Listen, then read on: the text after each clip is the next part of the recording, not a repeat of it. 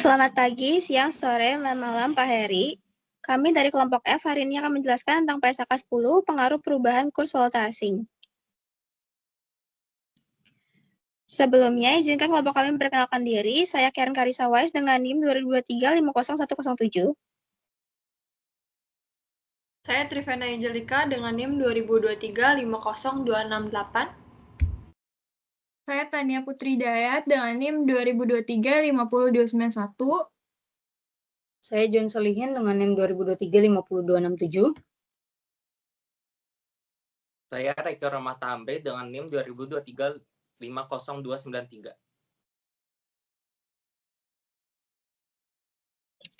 Yang pertama-tama, saya akan menjelaskan tentang tujuannya. Jadi, entitas itu dapat melakukan aktivitas luar negeri dengan dua cara, yaitu dengan memiliki transaksi dalam valuta asing atau memiliki kegiatan usaha di luar negeri. Entitas ini dapat menyajikan laporan keuangannya dalam valuta asing. Tujuan dari pernyataan ini menjelaskan tentang bagaimana cara memasukkan transaksi dalam valuta asing dan kegiatan usaha di luar negeri ke dalam laporan keuangan entitas dan bagaimana menjabarkan laporan keuangan ke dalam mata uang penyajiannya. Permasalahan utamanya yaitu kurs mana yang akan digunakan dan bagaimana cara melaporkan pengaruh dari perubahan kurs dalam laporan keuangan. Selanjutnya ada ruang lingkup. Jadi, PSAK nomor 10 ini diterapkan pada akuntansi transaksi dan saldo dalam valuta asing, kecuali transaksi dan saldo derivatif yang termasuk dalam ruang lingkup PSAK 71 tentang instrumen keuangan.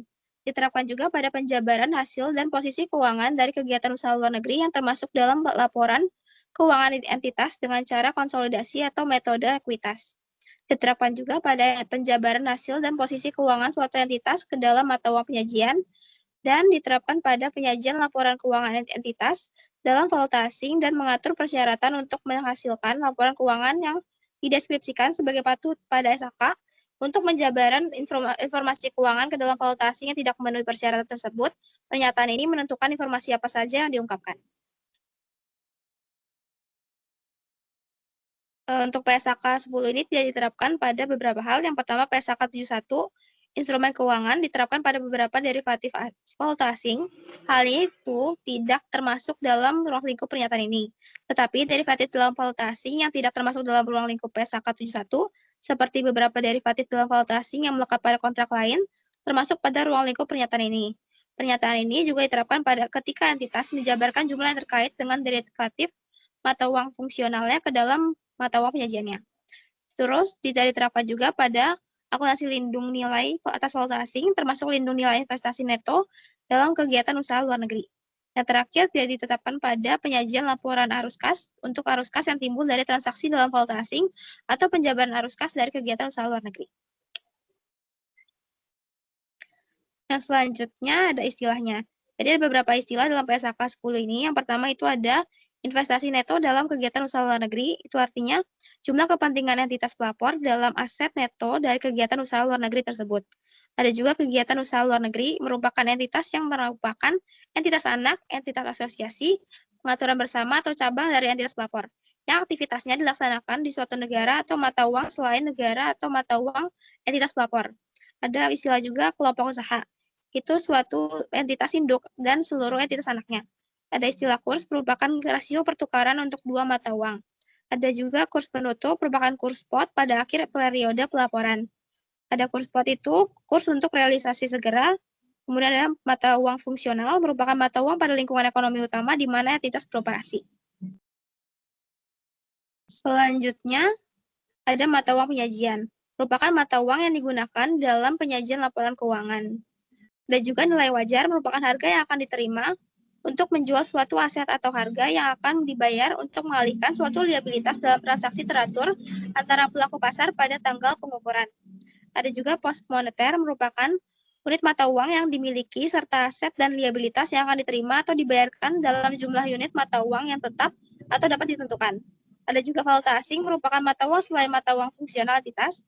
Dan yang terakhir ada selisih kurs, merupakan selisih yang dihasilkan dari penjabaran sejumlah tertentu satu mata uang ke dalam mata uang lain pada kurs yang berbeda. Selanjutnya ada mata uang fungsional. Jadi lingkungan ekonomi di mana entitas beroperasi itu merupakan lingkungan utama entitas untuk menghasilkan dan mengeluarkan kas. Terdapat beberapa faktor yang dipertimbangkan dalam menentukan mata uang fungsional. Yang pertama itu adalah mata uang. Ini yang paling mempengaruhi harga jual barang dan jasa. Mata uang ini dari negara yang kekuatan persaingan dan peraturannya sebagian besar menentukan harga jual. Selanjutnya itu ada mata uang yang paling mempengaruhi biaya tenaga kerja, bahan baku, dan biaya lain dari pengadaan barang atau jasa. Kemudian ada faktor lain yang dapat memberikan bukti mengenai mata uang fungsional. Ada dua, yang pertama itu dana dari aktivitas pendanaan dihasilkan, itu merupakan penerbitan instrumen utang dan instrumen ekuitas. Dan yang kedua, penerimaan dari aktivitas operasi pada umumnya ditahan.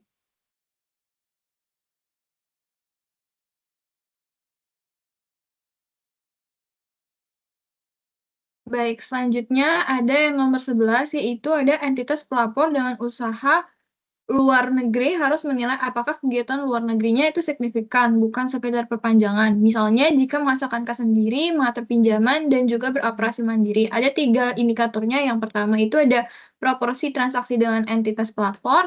Yang kedua ada arus kas memengaruhi dan bisa dikirim ke entitas pelapor. Yang ketiga ada usaha luar negeri mampu bayar utang sendiri tanpa bantuan entitas pelapor.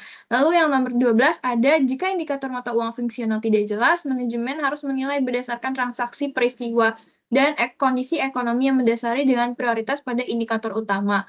Yang ke-13 ada mata uang fungsional mencerminkan kondisi ekonomi entitas dan tidak berubah kecuali ada perubahan signifikan. Lalu selanjutnya di nomor 14 itu ada jika mata uang fungsional berasal dari negara hiperinflasi, laporan keuangan wajib disajikan ulang sesuai PSAK 63 dan tidak boleh diganti hanya karena memilih mata uang yang lebih stabil. Lalu selanjutnya ada pos moneter. Pos moneter sendiri itu adalah memiliki hak kewajiban atas jumlah mata uang yang tetap atau dapat ditentukan. Contohnya tuh pensiun, imbalan kerja kas, provisi kas, liabilitas sewa, dan dividen kas. Ada di dalam pos moneter itu ada pos non moneter. Tidak ada hak atau kewajiban atas jumlah mata uang tertentu. Contohnya itu uang muka, goodwill, aset tetap, persediaan, hak guna, dan aset tak berwujud. Lalu ada pendekatan yang disyaratkan pernyataan ini. Itu ada penentuan dan juga penjabaran mata uang. Jadi setiap entitas mandiri atau yang punya usaha luar negeri harus menentukan mata uang fungsional sesuai di paragraf 9 sama 14. Lalu pos valuta asing dijabarkan ke dalam mata uang fungsional dan pengaruhnya dilaporkan sesuai paragraf 20 sampai 37 dan 50. Lalu next ada konsolidasi entitas. Ini tuh adalah kelompok usaha, induk dan anak, dan juga entitas lain seperti asosiasi, joint venture, cabang, tetap harus menjabarkan hasil dan posisi keuangan ke dalam mata uang penyajian entitas pelapor. Selanjutnya, di nomor 20, transaksi valuta asing adalah transaksi yang memerlukan penyelesaian dalam valuta asing. Seperti membeli atau menjual barang atau jasa yang harganya didenominasikan dalam valuta asing, lalu meminjam atau meminjamkan dana ketika jumlah yang merupakan utang didenominasikan dalam valuta asing, dan memperoleh atau menyelesaikan liabilitas yang didenominasikan dalam valuta asing. Selanjutnya, pada pengakuan awal, transaksi valuta asing itu dicatat dalam mata uang fungsional. Dan di nomor 22, tanggal transaksi merupakan tanggal pada saat pertama kali transaksi memenuhi kriteria pengakuan sesuai dengan SAK. Di nomor 23, pada akhir setiap periode pelaporan, yaitu pos moneter valuta asing dijabarkan menggunakan kurs penutup. Lalu pos non-moneter yang diukur dalam biaya historis dalam valuta asing dijabarkan menggunakan kurs pada tanggal transaksi. Dan yang ketiga itu pos non-moneter ini yang diukur pada nilai wajar dalam valuta asing dijabarkan menggunakan kurs pada tanggal ketika nilai wajar diukur. Di nomor 24, jumlah tercatat dari suatu pos ditentukan sejalan dengan pernyataan lain yang relevan. Lalu jumlah tercatat beberapa pos ditentukan dengan membandingkan 2 jumlah atau lebih dari pos tersebut. Jumlah tercatatnya ditentukan dengan membandingkan yang pertama yaitu biaya perolehan atau jumlah tercatat dijabarkan dengan kurs pada tanggal ketika jumlah ditentukan, lalu nilai realisasi neto atau jumlah terpulihkan dijabarkan dengan kurs pada tanggal ketika nilai ditentukan. Dan selanjutnya di nomor 26, ketika ketika tersedia beberapa kurs yang digunakan adalah kurs arus kas masa depan. Transaksi dapat diselesaikan jika arus kas tersebut telah terjadi pada tanggal pengukuran. Lalu, penerapan akuntansi lindung nilai mensyaratkan entitas untuk menghitung beberapa selisih kurs secara berbeda dari perlakuan selisih kurs yang disyaratkan. Selisih kurs yang timbul pada penyelesaian postmoneter pada proses penjabaran kurs yang berbeda dari kurs pada saat postmoneter tersebut dijabarkan, diakui dalam laba rugi pada periode saat terjadinya. Lalu di nomor 29, jika transaksi diselesaikan dalam periode akuntansi yang sama dengan terjadinya transaksi, maka seluruh selisih kurs diakui dalam periode tersebut. Jika keuntungan atau kerugian post non-moneter diakui dalam penghasilan komprehensif lain, maka setiap komponen kurs tersebut diakui dalam penghasilan komprehensif lain. SAK lain mensyaratkan keuntungan atau kerugian itu diakui dalam penghasilan komprehensif lain.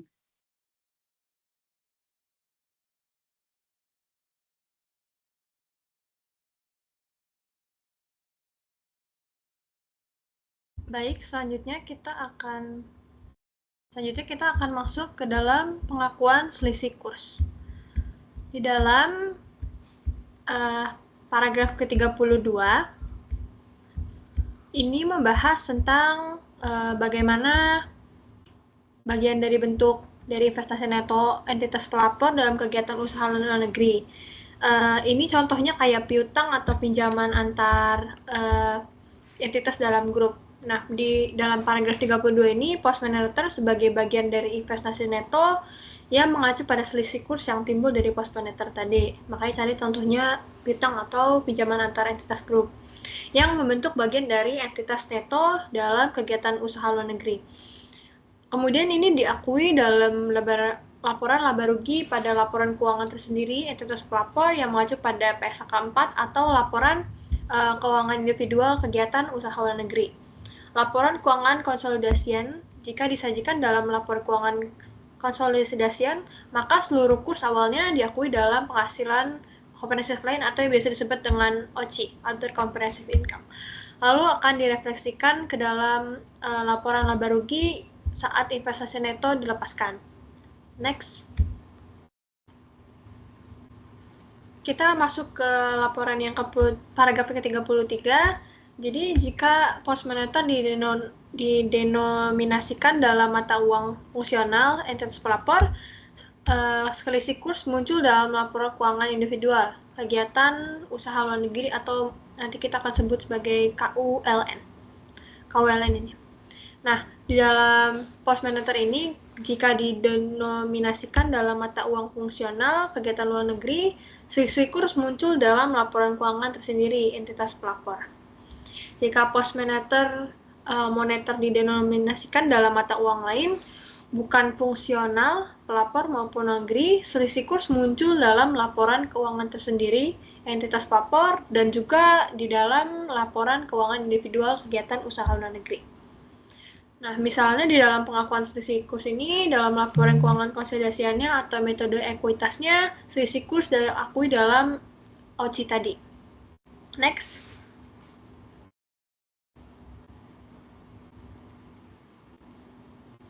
Di paragraf 34, konversi muka mata uang fungsional, jika entitas mencatat transaksi dalam mata uang selain mata uang fungsional, maka seluruh jumlah harus dijabarkan ke dalam mata uang fungsional saat menyusun laporan keuangan.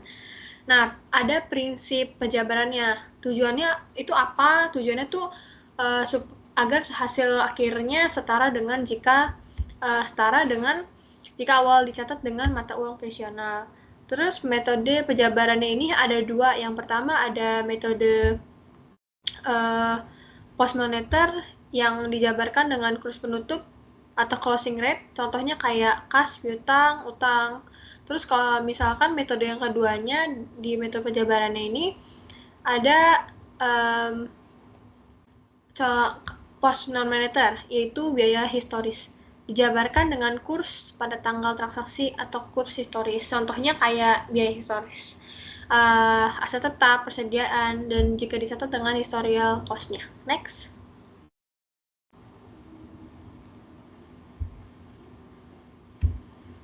Di dalam paragraf 35, 36, 37, kalau misalnya di 35 ini, perubahan mata uang fungsional ini, jika terjadi perubahan, maka entitasnya menerapkan prosedur penjabaran secara prospektif mulai dari tanggal perubahan tersebut.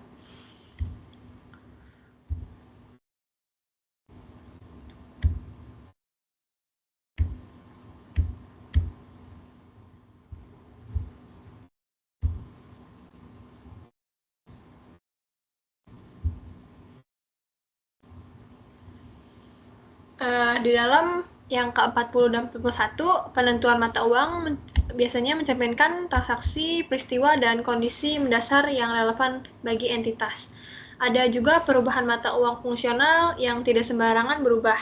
Jadi, kalau misalkan ini terjadinya kalau misalkan ada perubahan signifikan dalam transaksi utama, lingkungan ekonomi, kondisi yang mempengaruhi bisnis. Next. Di dalam mata uang penyajian selain mata uang fungsional ini, ada hasil perubahan yang diproses secara prospektif, artinya tidak mengubah data masa lalu, hanya berlaku mulai tanggal perubahan. Terus, penjabaran pos saat perubahan, seluruh pos dijabarkan ke mata uang fungsional baru dengan kurs pada tanggal perubahan. Nah, di pos non-moneter juga ada biaya historis kayak tadi. Nah, kalau misalnya biaya historis tadi itu baru jumlah, penjabaran untuk pos moneter dianggap sebagai biaya historis dalam mata uang baru. Selisih kurs dari kegiatan usaha luar negeri atau yang biasa kita sebut KWLN ini, selisih kursnya yang sebelumnya diakui di OC, yang sebenarnya tidak direfleksikan ke dalam laba rugi sampai kegiatan usaha luar negeri dilepas. Next.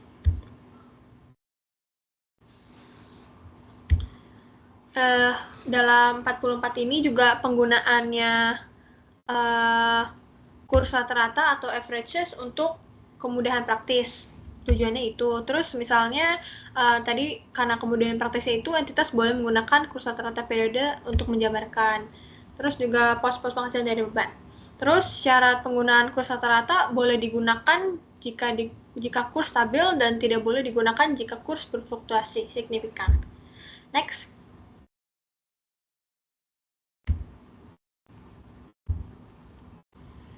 Sumber selisih kurs paragraf 39 yang timbul dari penjabaran. Yang pertama ada penjabaran, terus juga penjabaran hasil penghasilan dan beban dengan kurs pada tanggal transaksi, sedangkan aset dan liabilitas dengan kurs penutup, atau penjabaran saldo awal aset neto dengan kurs penutup yang berbeda dari kurs sebelumnya. Selisih kurs dia tidak diakui dalam laba rugi karena tidak berdampak langsung terhadap arus kas saat ini atau masa depannya KWLN yang tadi. Dan selisih kurs dicatat dalam ekuitas bukan di laba rugi. Penyajian selisih kurs dicatat sebagai komponen ekuitas terpisah dalam OCI atau penghasilan kompensa lain dan tidak direfleksikan ke dalam laba rugi kecuali saat KWLN dilepas. Jika KWLN tidak dimiliki 100% ada NCI, selisih kurs dapat didistribusikan ke kepentingan non-pengendalian dan diakui sebagai bagian dari ekuitas NCI dalam laporan posisi keuangan konsolidasi.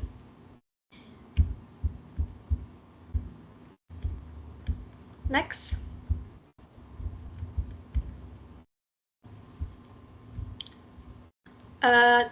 Idealnya tanggal laporan keuangan disamakan di KWLN dan disarankan menyusun laporan keuangan tambahan dengan tanggal yang sama seperti pelaporan.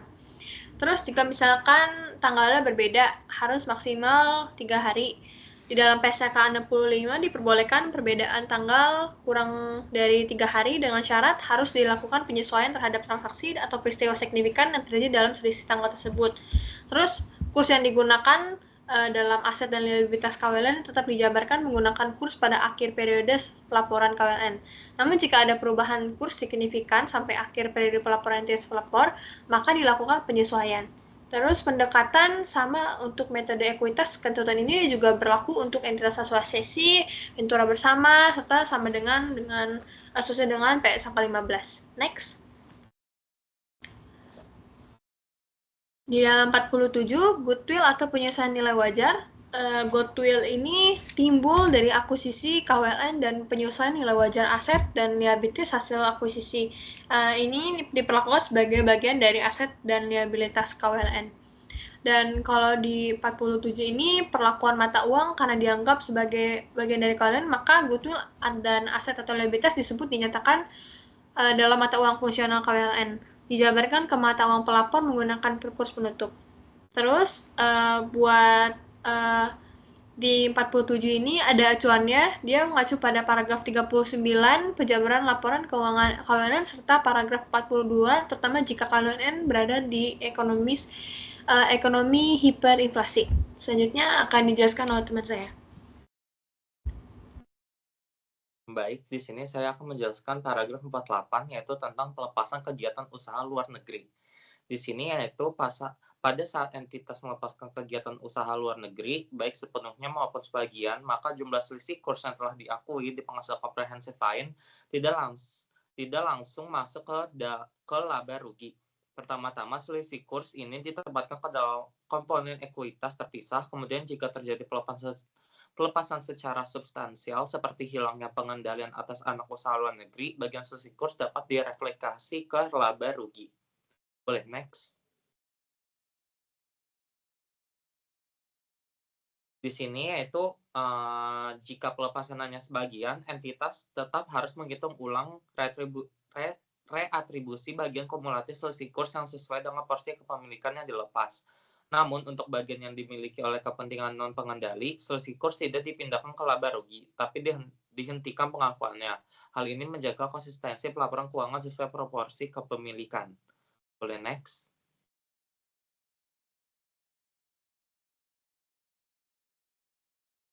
Di sini ada paragraf 49 yaitu bentuk pelepasan kegiatan usaha. Bentuk pelepasan itu dapat terjadi melalui 1. Penjualan entitas anak, 2. Proses likuidasi, 3. Pengendalian modal kepada pemegang saham, 4. Yaitu penghentian operasi luar negeri secara menyeluruh. Di sini yaitu pelepasan kegiatan usaha luar negeri tidak hanya melalui penjualan saham, bisa juga dilakukan dengan pembubaran usaha atau seperti likuidasi, pengembalian modal kepada pemegang saham, atau dengan meninggalkan operasional di luar negeri secara keseluruhan. Semua bentuk pelepasan ini menandakan berakhirnya pengaruh atau kendali atas kegiatan usaha luar negeri sehingga memicu reklasifikasi seluruh kurs. Paragraf 50 yaitu dampak pajak dari selisih kurs. Di sini yaitu transaksi mata uang asing dapat menimbulkan keuntungan atau kerugian akibat perubahan nilai tukar. Jika hal ini mempengaruhi posisi pajak entitas, maka entitas wajib memperhitungkan sesuai PSAK 46. Artinya selisih kurs dapat menimbulkan penghasilan atau beban pajak tergantung situasi. Boleh next.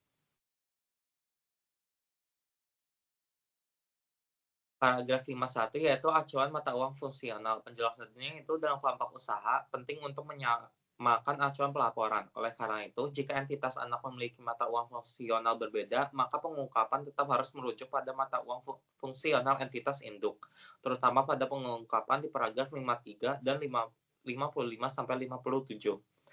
Paragraf 52-54 yaitu kewajiban pengungkapan seluruh kurs. Di sini yaitu entitas wajib mengungkapkan 2 hal utama. Yang pertama itu jumlah selisih kurs yang mengaruhi laba rugi, 2. Jumlah selisih kurs dalam OCI yang masih diakumulasi di ekuitas.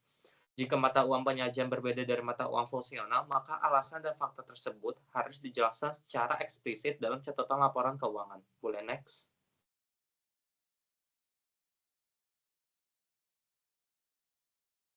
Yaitu selanjutnya paragraf 55 sampai 57, laporan dalam mata uang non-fungsional. Penjelasannya yaitu entitas boleh menyusun laporan dalam mata uang non-fungsional, misalnya untuk kebutuhan pelaporan kepada investor luar negeri. Tapi agar tetap dianggap sesuai PSAK, entitas wajib memenuhi syarat yang berlaku, termasuk metode penjabaran mata uang. Jika tidak memenuhi syarat, maka laporan tersebut dianggap informasi tambahan, bukan laporan keuangan utama, dan entitas harus mengungkapkan bahwa itu bukan sesuai PSAK serta memberikan detail metode penyabaran yang dipakai. Dan next. Paragraf 58 sampai 59 yaitu tentang tanggal berlaku aturan transisi. Berlakunya itu pada periode buku 1 Januari 2012 atau setelahnya. Paragraf 47 diterapkan secara prospektif untuk akuisisi setelah PSAK ini berlaku. Untuk akuisisi sebelum penerapan, tidak wajib menyajikan ulang laporan sebelumnya. Goodwill dan penyesuaian dianggap sebagai bagian dari aset atau liabilitas anak usaha dan dijabarkan dengan kurs saat akuisisi. Boleh next. Paragraf 60-60M, perubahan tambahan. Di sini ada sejumlah paragraf 60A sampai 60L yang dikosongkan. Tapi dalam paragraf 60M disebutkan bahwa PSAK 71 instrumen keuangan dan PSAK 73 tentang sewa membawa perubahan terhadap ketentuan PSAK 10. Entitas harus menerapkan perubahan tersebut bersamaan saat PSAK 71 dan 73 diterapkan.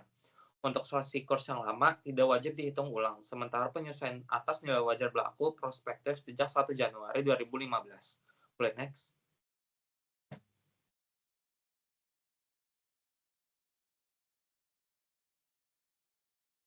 Paragraf 61 penarikan dan penggantian. PSAK 10 edisi ini menggantikan 4 standar sebelumnya, yaitu PSAK 10 lama tentang transaksi dalam mata uang asing, PSAK 11 penjabaran laporan keuangan dalam mata uang asing, PSAK 52 mata uang pelaporan, dan ISA 4 atau ISAK 4 yaitu interpretasi tentang alternatif pelaporan atas selisih kurs, sama paragraf 62 tidak diisikan atau dikosongkan. Sekian presentasi dari kelompok kami. Terima kasih.